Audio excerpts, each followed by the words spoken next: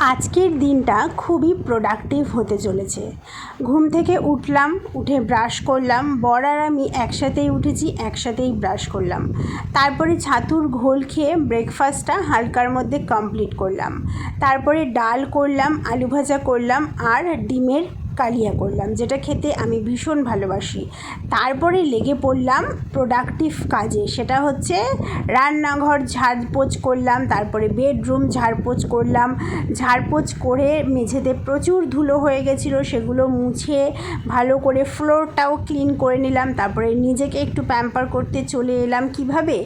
একটু ভালো করে হেয়ার অয়েলিং করলাম আর বডি পলিশিং করলাম নিজেই। তারপরে শ্যাম্পু করে স্নান করে এসে বিছানার চাদরটা সুন্দর করে পেতে দিলাম। তারপরে পুজো করলাম, খেলাম, খাওয়াটা দেখানো হলো না। তারপরে জানলা বন্ধ করে শুয়ে পড়লাম। রাতে আবার চলে এলাম রান্না করতে।